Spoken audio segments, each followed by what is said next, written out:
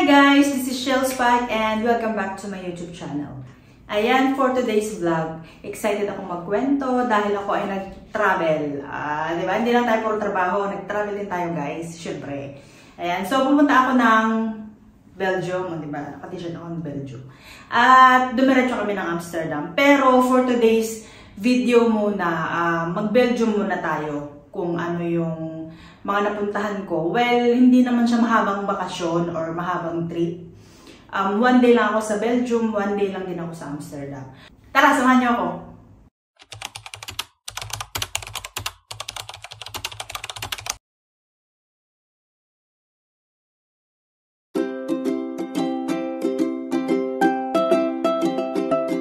Ayan, so unang-una, saan ako nag-book? So, dito ako nag-book palagi pag nag-travel ako. Nung pumunta ako ng Switzerland, dito rin ako nag-book. So, pumunta din ako ng Denmark, dito rin ako nag-book. Ayan, so trusted ko na talaga siya. Ayan, so dito ako nag-book sa Klarna. Ayan, itong Klarna guys, isa siyang app. Marami na siyang app dyan nakalagay. Ayan, ganyan siya. Tapos merong nakalagay doon na booking.com. Dyan ako nag-book.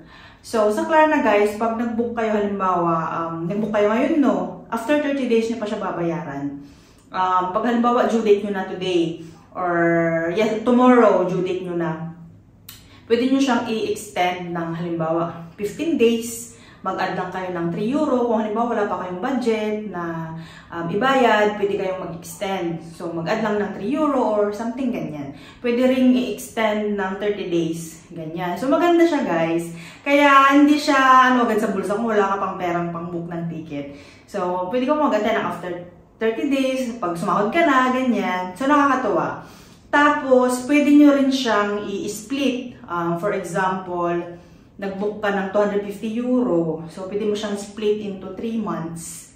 Pwede mo siyang split into 6 months. Pwede rin 12 months. So, ganyan siya guys. Diyan ako nag-book. Diba? Travel na kayo guys. Pwede na utangin. Ganun siya. Tapos, ang flight ko ay nung August 9 ng gabi. So, from Helsinki, may layover ako ng Amsterdam. From Helsinki to Amsterdam, 3 hours. Ay, 2 hours pala. 2 hours. Tapos may layover ako sa Amsterdam ng 2 oras. So, smooth lang yung biyahe. KLM ang sinakyan ko. Tapos, from Amsterdam to Belgium, kasi sobrang lapit lang. 25 minutes lang ako sa taas, guys. 25 minutes na parang kaka-take off pa lang. 10 minutes pa lang nasa taas, bababa na siya. De-descend na siya. Parang gano'n, ang bilis lang. So, ganun siya. Ang smooth lang ng biyahe. Dumating ako ng past 10 na ng gabi. So, sa Belgium, may mga relatives ako, may mga tita ako doon. So, nag-stay ako doon sa kanila. Kaya, libre yung accommodation. Ayan. So, nung sinundo nila ako, dumaan muna kami sa Atomium, yung isa sa pinaka-tourist spot ng Belgium, na sinali nila sa World Expo noong 1958. So, tinignan namin siya kasi may light daw pagkagabi. Kaya tinignan namin. Ang ganda niya guys. So, hindi ko pa siya masyadong na-appreciate ng gabi kasi madilim pa. Pero maganda yung lights. Ganyan yung light niya. Maganda siya. Nagpahinga na. Kinaumagahan, maaga kaming pumunta ng Brussels. So, yun yung plan. Pupunta ng Brussels, mag-iikot. Ang pinaka-goal ko talaga sa Brussels is makita yung Atomium, yung mannequin piece, yung batang umihi, gano'n. Tapos meron pang babae, isang umiihi din, gano'n. Tapos makita yung parang pinaka-sentrum ba yung tawag nila doon? Kalimutan ko. Parang ganito siya. Gusto ko makita yan kasi nakikita ko siya sa mga vlogger. Kumain din kami around that area lang din ng tita ko. Tapos gusto ko syempre matikman ang Belgian waffle at ang French fries dahil galing daw sa Belgium ang French fries. So the origins can be found in Belgium, where historians claim potatoes were being fried in the late 1600s. Gusto ko siyang matikman mismo sa Belgium. Pareho lang naman ang lasa. Actually, yung nakain kong French fries, matigos. Depende siguro sa mga nagluluto. I don't know. Sabi ko nga pagbalik ko, parang gusto kong tikman yung ibang luto din ng ibang store or kung meron mang parang old na restaurant sa Belgium. Wala kasi akong alam. Baka may alam kayo guys. Recommend nyo. Charis. Ganon. Yung Belgian waffle naman, ang dami. Okay. Ang dami guys, as in, parang, nung kumain kasi kami ng lunch ng tita ko, no? Siyempre, nag-order na ako ng burger. Gutom na gutom yarn. Nag-order na ako ng burger, nag-order pa ako ng Belgian waffle, nag-order pa ako ng french fries. Parang gusto ko na silang kainin lahat-lahat. As in, ang pricing ay, kaya lang, parang dito lang din sa Finland. Hindi nagkakalayo. Hindi nagkakalayo. Parang 1 euro lang ang difference. So, euro din ang pera nila sa Belgium. So, trinay ko na yung french fries. Parang wala siyang lasa. Sorry. Tsaka medyo matigas. Baka old stock. Choice. Tapos yung, yung waffle, parang hindi ako na-satisfy. Kaso naglakad-lakad na kami ng tita ko. Hinanap na namin yung, hinanap na namin yung mannequin piece. Yung batang umiihi. Ala, ang dami namin nadaan ng store na ang sasarap ng mga waffle. Sabi ko, busog na ako, hindi na ako makakain. Parang, gusto mo siyang kainin, gusto mo siyang itry din yung iba. Pero, ang dami niyang toppings guys, as in iba't iba. Parang, ang sarap. Kasi ang laki, tapos kung bibili ako, siguro mga isang subo lang, ayaw ko na. Kaya ayaw ko na rin kumain. So, okay na lang din. At least nakita mo siya kung paano. Siguro pag nakabalik ulit ng Brussels or ng Belgium, itatry, ganyan. Tapos, yung mga souvenirs doon, carry lang din. Hindi naman siya ganun kamahal. Mga magnets or mga baso, carry lang din guys. So, kung gusto nyo pumunta doon at medyo tight yung budget nyo, hindi siya masyadong magastos. Unless siguro kung talagang kakain kayo sa mga fancy restaurant, ganyan. Doon naman nung pumunta kami ng Atomium. So, from doon sa bahay ng tita ko, nag-travel kami to Brussels by bus. Tapos pagdating doon, hindi namin figure out kung saan yung papunta ng Atomium. So, nagtanong-tanong kami doon. Ang salita nila doon guys ay Dutch at saka ka-Belgian. Ang daming nire-renovate kasi doon. Tapos isa pa guys, ang napansin ko sa Brussels, yung according lang sa experience ko ha, yung mga nasakyan kong naming train, at saka metro ba yun? Metro, para siyang mga luma guys. Tapos ang ingay niya. Hindi ako sanay kasi syempre dito sa Finland, smooth lang yung mga train, hindi siya maingay na, ang ganun. Parang ano yung tenga mo. Tapos hindi kayo makapag-usap ng kasama mo kasi sobrang ingay sa labas. So parang kailangan mong sumigaw, ano ba auntie? Parang ganun siya. Medyo maingay siya. Pero yung sinakyan naman namin na train from Atomium na papunta ng Brussels Center, okay lang siya. Tram. So okay siya. Mas maganda siya kaysa yung nasakyan naming train. Although siguro for sure merong magandang train kasi parang may nakikita ako nung nasa Antwerp kami. May magandang train. Medyo bago-bago siya kaysa dun sa mga nasakyan namin. Tapos, ang napansin ko pa sa Brussels guys, ang daming mga itim, which is okay lang naman. Hindi lang ako masyadong nakakakita ng mga, parang mga lokal. Lalo na nung sakay kami ng train. Parang halos ibang lahi. Hindi sila mga from Belgium siguro, parang ganyan. Tapos, parang mga ano sila, Moroccan or mga Afghan, something ganyan. So, yun yung napansin ko. Okay naman sila, hindi naman sila maingay or hindi naman wala namang ginagawang masama. Tapos, ano pa ba? Nung pumunta na kami ng Atomium, so from train station, kailangang maglakad. Siguro mga 5 minutes lang, around 5 minutes lang. Tapos, before yung Atomium, may makikita kang isang building din na andun na daw lahat ng mga gusto mong makita around Europe. So, andun na daw lahat. So, hindi na kami pumasok. At, yun nga, nung pumunta na kami ng Atomium, na-amaze ako guys. As in, na-amaze ako. Parang akong ignorante. Na-amaze ako kasi sobrang laki niya. Parang, nakakalula siya. Parang malaglagan. Parang malaglagan. Parang, basta hindi ko ma-explain, ang laki niya sobra. Kung nasa mga pictures kasi, syempre hindi mo ma-appreciate kasi parang, ay ganyan. Ganyan lang siya. Pero pag nandun ka na guys, ang laki. 9 siya na Atomium. So, syempre, picture-picture, angle dito, angle doon.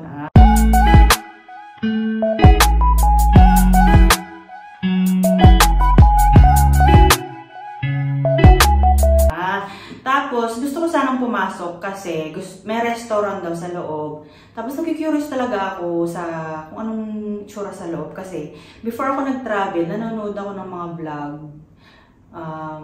Mga vlogger na pumapasok sa Atomium. So, ayun, kaso pagdating dun guys, ang haba ng pila.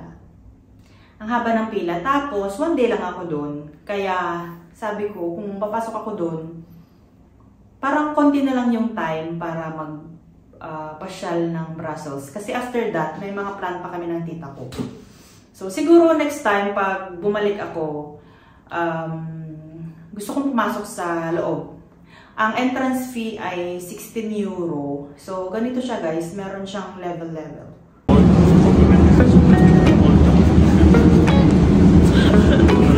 Part 1, the panorama. So, departure from the ground floor with the elevator to the panorama level.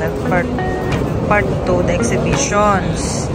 Departure from the ground floor to the upper levels.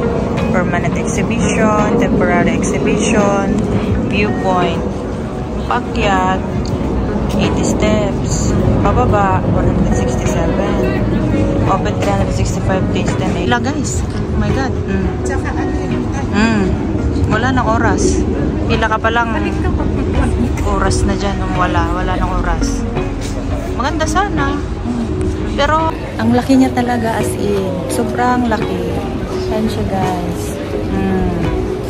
Laki. Laki. Ulit-ulit. Kaya ayun, nag-picture na lang ako sa labas. Pero at least nakita mo siya ng personal. Iba yung pakiramdam na nakakita ka ng isa sa pinaka landmark ng Europe. Yun din yung pinaka-landmark ng Belgium. So, iba yung pakiramdam. Tapos, wala akong nakitang masyadong Pinoy. Ang dami ring tao dun, guys. Dami ring tao. Pero yun nga, wala akong masyadong nakitang mga Pinoy. Siguro nagtatrabaho sila that time. Kasi, Friday yun eh. I know. Thursday yun. Siguro nasa work ang mga tao, ang mga Pilipino. So, ayun, after namin nag-Atomium, doon na kami namasyal sa Brussels na center. Doon na kami nagpunta ng Manneken Pis. Sa Manneken Pis din, guys, ang daming tao. Ang daming tao talaga. As in, parang, basta, ang daming turista. Siyempre, ang daming turista. Tapos doon sa tabi ng Manneken Pis, pero isang restaurant na, nakita ko dito sa vlogger eh, yung mga bike na, basta, pakita ko sa inyo.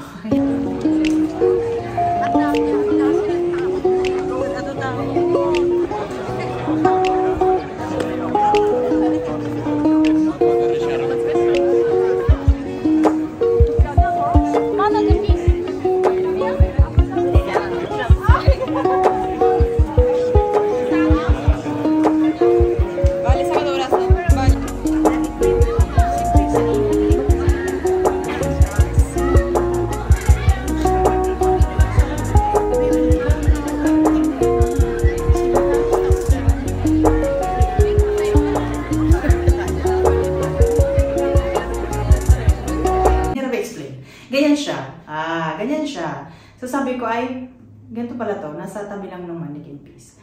So ganito din yung history ng Manneken Pis. Bakit siya pinupuntahan ng mga turista?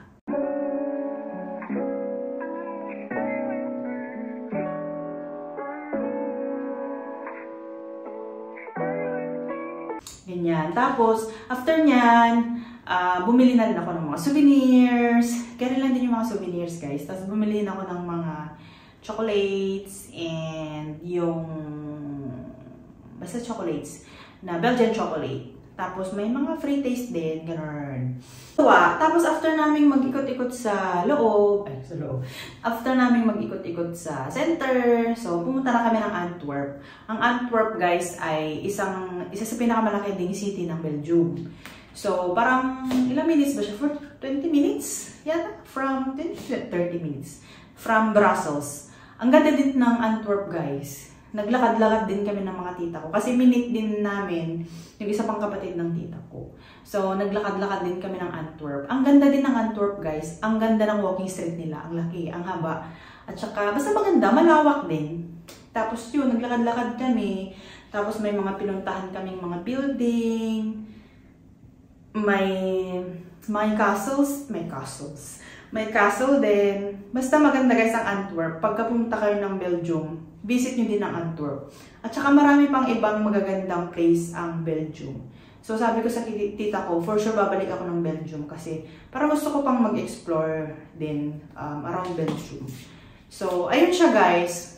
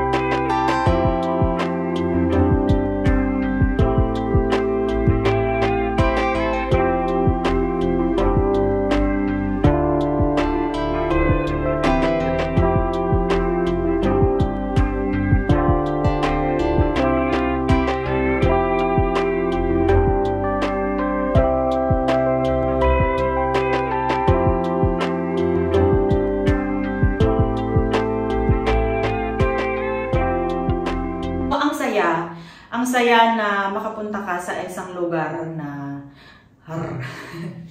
na hindi mo akalain na mapupuntahan mo. Kasi nung nasa Denmark ako, na-deprive ako sa mga travel. Hanggang Sweden lang ako noon. Tapos yung mga friends ko, namamasyal sila sa iba't ibang bansa dito sa Europe. Tapos, yun, andun yung, sana mapuntahan ko din yan one day. Tapos ito na nga, napuntahan mo na siya. Kaya iba yung pakiramdam.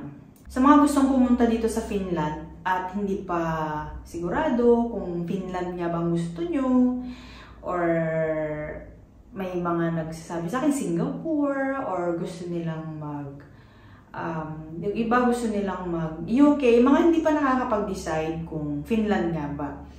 So, for me kasi, galing na ako ng Europe, isa sa pinakamagandang perks talaga na nandito ka sa Finland ay makapag-travel ka around Europe. Ayan, yan yung isa sa isang rason din kung bakit ko pinili ang Finland. Kasi gusto kong mag-travel, gusto kong maikot ang Europe. Ang daming magagandang lugar na pwede mong puntahan dito sa Europe kasi kasali yun sa visa na hawak natin. Kasali yun sa visa na hawak ko. Kaya, trabaho, travel. Ganon siya guys. Sana kayo din makapunta din ng ibang lugar, makapasyal din kayo. Pagdating nyo dito, trabaho, ipon, tapos travel. Ganon. Kaya yun, so hanggang dito na lang guys. Maraming salamat at umabot kayo dito. Kung umabot man kayo dito. See you on my next vlog. Bye!